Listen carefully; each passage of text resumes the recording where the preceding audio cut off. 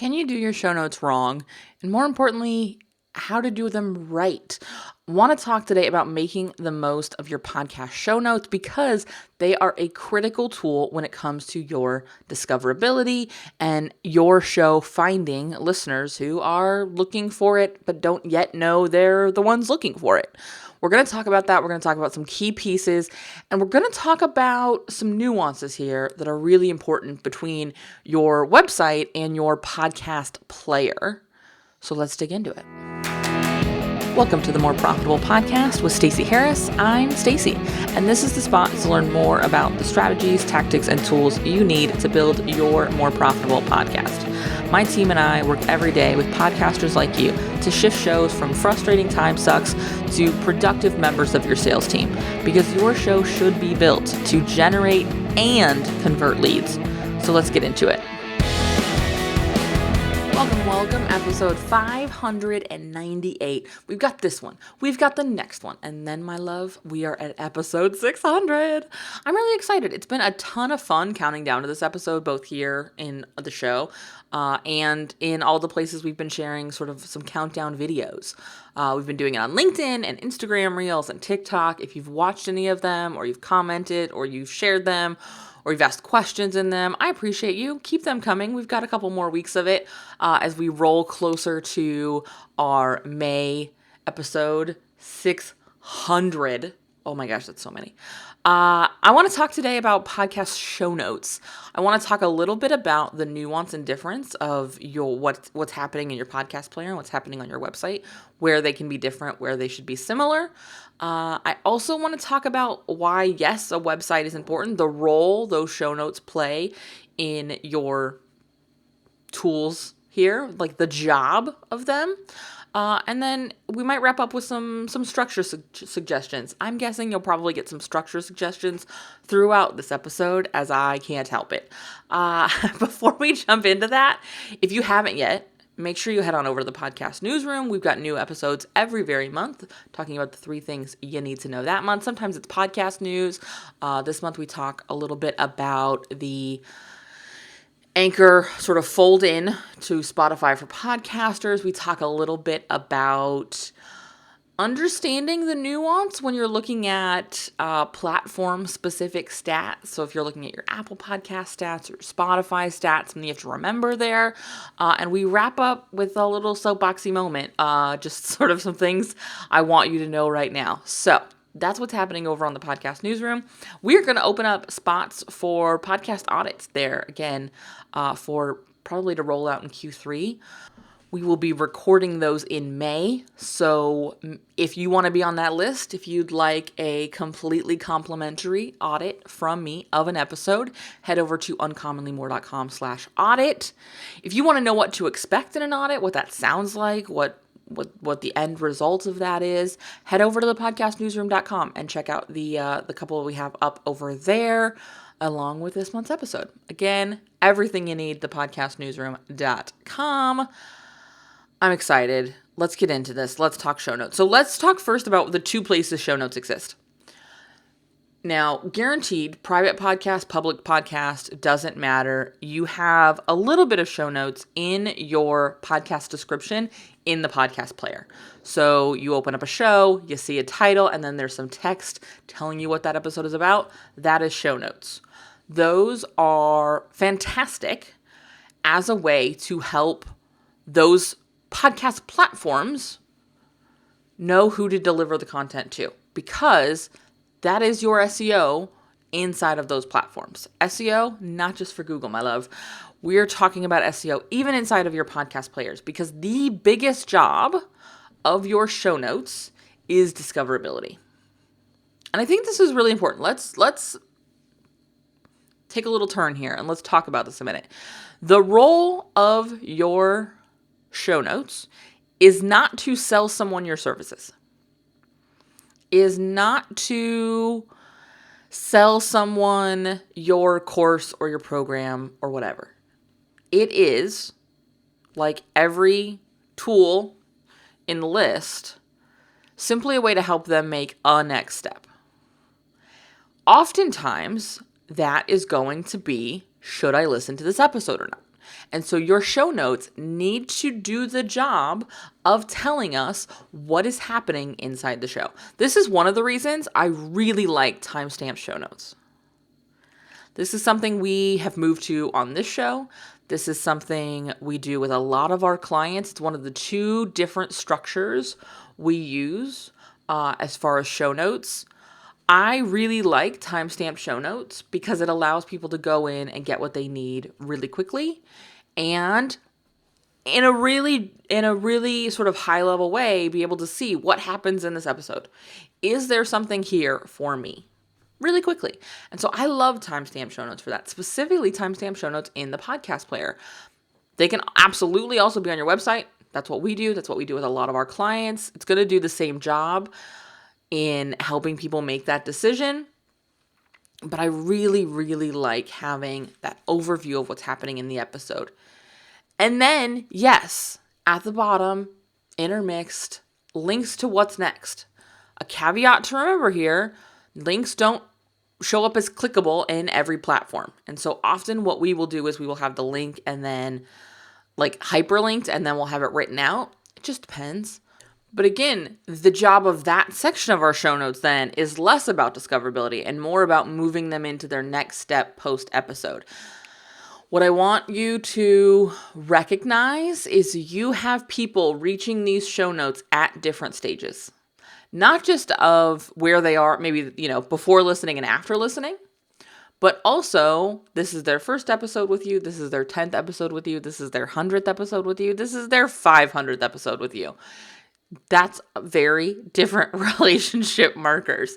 And so it can be difficult, but not impossible, to make sure you're writing your show notes in a way that speaks to all of those people. Now, the great thing is if you're doing a good job in building content that speaks to your ideal client and moving them through a journey, it will already be set up to speak to people no matter where they are in the relationship for you. But when we talk specifically about our show notes, this is why I talk about having a meaningful what is actually inside this show kind of show notes.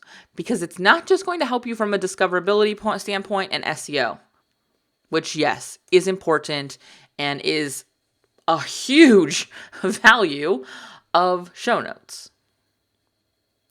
But also, it speaks to the human of this is what I promise you is in here. This is how it's going to help you. This is why it's worth listening to. And you can do that by simply telling them what's inside when you're strategically planning your content to speak to the questions they're going to have. So those are the show notes in the description on your website. They're very likely very similar to the description that is happening on your website. So is there really a reason to have a website? I had this question recently as I was teaching inside someone else's program, and they said, well, Apple Podcasts and Spotify both rank higher when you search for my show than my website does. They have a brand new website, brand new podcast, brand new business. And I went, well, that totally makes sense. Spotify and Apple have a built-in reputation that your website doesn't have. But also,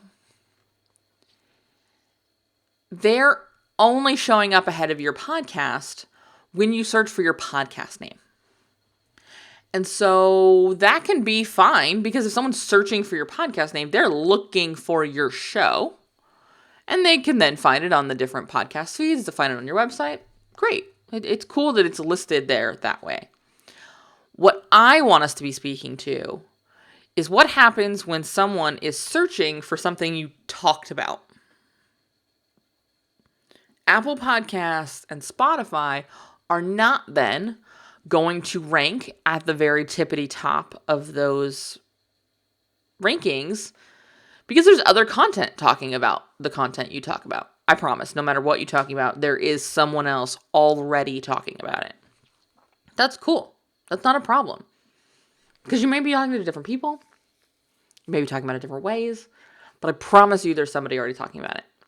And so now I'm not competing with the other places that are also going to take you to my content. I'm competing with the other people talking about the same thing I'm talking about, which means I need my website built and my show notes created to have the best chance of showing up amongst those search results. Now, does this mean that every podcast episode you create is going to rank number one in SEO? No. But what I can tell you is if you don't have a website, you're not putting together thoughtful show notes, you're not creating a way for those to be discovered, even if it's on the 6th page of Google, then it's not going to be on any page of Google, and it's not going to get found that way, and that's going to slow your growth.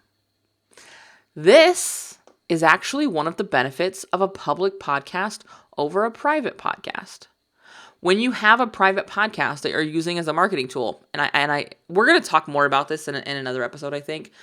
If you would like that, you're listening to this now and you're like, yes, please talk more about this, DM me, send me an email, let me know. Because sometimes I'm like, maybe this is just, it's too inside baseball. But this, for me, is why a public podcast exists as well as a private podcast in our business. And this is a question I get a lot. Are you going to close the more profitable podcast and just do the podcast newsroom at some point? And the answer is no. I have no intention of doing that right now. And that's because my private podcast does not have the discoverability of my public podcast, because my private podcast does not exist on my website. Because if it existed on my website and I sent it out in the same way I do this podcast, there would be no reason for you to sign up. There would be no benefit to it being private. I could, in theory, do like one public episode and one private episode, and so you have to sign up to get both of them through the feed, but you could listen to them on the website. There's absolutely roads here where it could make sense. I'm not saying it won't make sense someday in the future, but for right now, hell no. I'm aces, baby. I like the way the shows are structured now because they have two different jobs. They have two different roles in my sales team. When you start talking about this stuff as parts of your actual sales system, as parts of your sales team, this starts to make a lot more sense. My public podcast is doing two jobs: discoverability and nurture. Well, 3 jobs because it's also a conversion tool. But from a top of the funnel perspective, my private podcast is not something that has a top of the funnel job. It is not built for discovery. It is built for nurture and conversion. Now, notice there was some overlap. This podcast and the podcast newsroom are both built as nurture tools, but they're nurturing different people. Most people who listen to the podcast newsroom also listen to this show. That may be true for you. If it's not, head on over to thepodcastnewsroom.com to sign up now. I had to do it. It had to be done, okay? But that, though, understanding the who and the jobs of these two tools help highlight the differences in the way their show notes are. With this show, discoverability and early nurturing are really important. And so the show notes are formatted in a way that make it very clear what's in the show. The show notes are created in a way that make it very easy for the robots to go, oh, this is for somebody who needs answers on how to make the most of their podcast show notes. This is somebody who is for, this episode is for somebody who is writing show notes for their existing podcast or getting ready to launch a podcast and doesn't understand how to write show notes or isn't sure if they really need a website for their podcast, right? That the robots will help people understand that and will put it in front of the people that are looking for it. Whereas the podcast newsroom, which is a private podcast, is again that nurture and conversion tool. And so, yeah, I'm nurturing people, but they're already bought in that I'm going to deliver in an episode, or they wouldn't have signed up for the podcast newsroom. So they just kind of need to know, hey, this is what's happening in this episode. Here are any links I mentioned, and let's have a chat when you're ready. Here are the links to book the things you may want to book now that we've had enough of these conversations for you to be ready. Cool. the structure of them is then different. And this is why show notes matter for a public podcast. And this is why a public podcast and a private podcast both exist in my business. Again, if you want to hear me talk more about this, let me know. We can do a whole episode on it. But from a show notes perspective, understanding the job of your content will help you better understand what to include in those show notes and why it's important that your podcast has a separated website and is not just reliant on Apple Podcasts or Spotify or Overcast or whatever even YouTube. I mean, let's say your show's up on YouTube. Whatever it is, you're not just using those pieces as the discoverability for your show. The other thing is, our shows are unique. You and I are using our podcast to generate, educate, and convert right fit clients. Apple Podcasts, Spotify, YouTube, Overcast, whatever it is they're consuming the show on, is not built to help them get off of that platform and go to your site and purchase your thing. That's not their goal. Their goal is to keep that listener on that platform for as long as possible. They're not even attached to that continuation on their platform being inside of your content. They only care that you stay on the platform, not that they stay on your channel of the platform. And so when we hand over all of our responsibility around discoverability to those platforms, we give up our piece of real estate. We give up the ability to click over to our opt-in, to drop on by our sales page, right? That is in complete antithesis of your goal of generating, educating, and converting right fit clients. And so, yes, your show notes need to exist. Yes, they need to exist as a podcast description in those podcast players. And yes, they need to exist on your website. Should you have a separate website for your podcast as you do the rest of your business? Not usually. You can if you want to. I play around with Podpage a lot, which is a sort of a standalone, dedicated website just for the podcast. I don't tend to link traffic there, but I can link from there very easily to the things that you could purchase from me, to my other opportunities. I have some control of that environment, and they have an SEO reputation that I don't have. I get to build a link back to my stuff in a really easy way. And so guess what? Yeah, I absolutely have one. It's not where I drive traffic. I absolutely have this podcast listed on everywhere possible. I don't link to it. When I'm sending you to this podcast, I'm doing it on my website. Because I need you, and you need your listener, to come spend time in your store, at your house, in your environment. 99% of this time, you may end up listening to this podcast in the preferred player of your choice. We're on dog walks, we're in the car, whatever.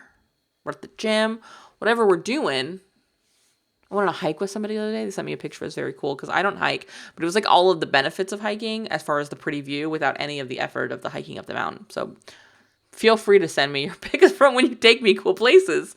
We've been on plane rides. We've done all sorts of fun things. But when I send you a link in the email to go listen to the show, I am not sending you to Apple Podcasts. I'm sending you to the show notes on the website, which exists in the same place as where you'd find information about my offers.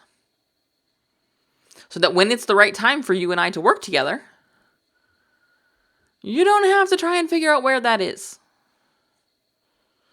And this is why discoverability is, yes, a very important part of your podcast show notes, a very important job of your show notes.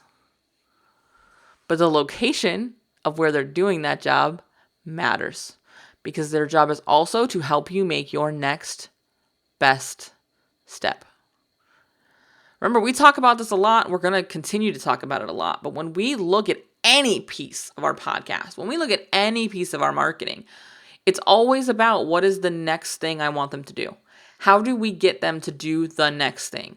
When you're listening to the podcast, depending on how long, like if you found this show, like this episode via Google today, your next best step, the thing I want you to do next, the thing you're most likely to do next, is not hire me for production. It's not. It's not going to be to sign a 12-month contract with my agency. And so, yes, there's calls to action to do that in this show. There's calls to action to do that in my show notes, because it's also entirely possible that this is episode 598 of this show that you've heard. And we've been together a while, and you are ready, and you're like, yes, Stacey, today is the day. I'm so excited, taking you off the vision board, signing the contract. Let's do it. But for the next best step, for that person who did just discover me, you're discovering my store, my house, my place. There's lots of stuff for you to look around. And there's intentionally things in the show notes that help you find those next steps. Other episodes that you might like. The podcast newsroom. All of those things exist in that environment I own and control. And that's why it's important that you have this on your own separate website. And this is important. This is why it's important, rather, that you're building show notes that help them identify what that next best step is and take it. Let's talk a little bit about page structure before we roll out. We generally, sort of the default way we do show notes, or how you see show notes for this episode, how you see show notes for this show. Timestamps. I really like these because they allow us to do the work of the keywords, get those things in there. It allows the listener, especially those who are just discovering us, to see really quickly what is in this episode, what is happening in this episode, and see that there's value for them there. And trust that they can go in wanting to and actually listening to the whole show, because they know what's going to happen all the way through. They know how long it's going to be. They know what's happening. That's important. We also, for a couple of our clients, and we did this here for a long time, and we will still do it for certain episodes. It just depends. We do a blog post. And that's because for those clients, there is a large part of their listenership that does like to read the content. They're not big podcast listeners. And so we're using the podcast to generate two kinds of content. We're using the podcast to speak to people who consume content in two different ways. It can be really beneficial for SEO because it's easier to get a lot of words on the page. But you can absolutely get those same SEO results with timestamps. It just needs to be written thoughtfully. You've got to have enough content for there to be a meaningful amount of words on the page. What I recommend for most podcasters, especially early, especially if you're trying to keep it really, really streamlined, keep it simple. For a very long time, I edited a transcript. We took a transcript and we turned it into a blog post just by editing the transcript. Nothing was written. Now we have a writer on our team who takes the audios and writes a blog post based on that audio. So it is completely new. It's the same words, but it's written more in a way. It reads as if it was written, and it doesn't read as if it was originally spoken, which can sometimes happen when you just edit a transcript. And we have show notes writers who handle our timestamp show notes as well, because again, we're having that keyworded SEO focus. What I want you to remember, especially when you're looking at the differences between your podcast descriptions and the players and the SEO on your website, is those next steps. It's going to need to be really clear what they do next, where they go to, what they click in. So I always like having a sort of mentioned in section. Here are the links I talked about. That way, when you open those after having listened to the show, you're not having to go, read through the post or read through the show notes and try and find the links. There's a spot right there that you can go to and find what you want to do next. This is especially important if you're doing one of those like sales assets episodes where you're doing a sales page or you've got a case study, and the point of that episode is to drive sales conversions. Don't hide the link for where they go buy. Don't hide the link for where they go book a sales call. Don't hide the link for where they go find the sales page about the program. Make it really easy to find. Feel free to link it in a couple places. We'll often link stuff sort of in the body and then again in that links mentioned if it makes sense. But you gotta be looking at how do I give them their next best step as easily for them to find as possible. I can't wait to see what you action on in this episode. This was a very sort of high level one. I think these kinds of conversations are so important because you and I have a show that is different. You and I have a show that is being built and is being monetized by selling our services, selling our work, selling our expertise. And that means really riding that line between how and why. And I wanted this conversation to be about why because I want you to think about the why behind these tools. These are tools and they are tactics. Show notes are not a strategy. Show notes are a tool. They're a piece of this. And so until you think about the why behind it, it's going to be really hard for you to use it effectively.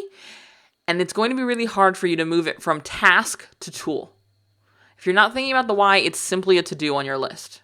Because somebody told you you should, because that's what podcasts have, is not reason enough to do anything. Like, ever. And so I want you to be really thoughtful and spend some time thinking about, why do my show notes exist? What job are they doing? Are they actually doing the job that I just said they should be doing? I want you to look at that this week. If they're not doing the job that you want them to be doing, if you were ready for some support in this, let's talk. We can do that through our podcast production services. We do have room to take on 2 new production clients in May, and I'm stoked. I cannot wait to see who it is. I hope it's you. It'll be really fun if we can work together. So head on over to uncommonlymore.com, find out all about podcast production, and book a conversation. You and I can sit down and talk about if it's a good fit for you right now. And if it's not, what might be instead? Cool? All right, again, head on over to uncommonlymore.com to find that. And I will see you right back here for episode 599 next week. Thanks so much for listening to the show. Remember that content consumption does not make changes. So commit to doing something from today's episode. Maybe it's taking action on what we talked about. Maybe it's reaching out to me and learning more about podcast strategy intensives or what podcast production looks like with our team. All of that is over at uncommonlymore.com. And if you haven't yet signed up for the podcast newsroom, I want to remind you that is a great next step. If you're not really sure what comes next, hang out over there. Get those exclusive private episodes. That's over at podcastnewsroom.com. And the last favor I will ask, because social proof is endlessly important for sure, is to leave a rating or review for the show. If you go to ratethispodcast.com/more, that's the easiest way to do it. But I would love to hear what you thought of the show, what you think of the show, and if the show has been helpful for you. I can't wait to chat with you. So this is just the start of the conversation. Reach out so we can keep it going. Talk soon.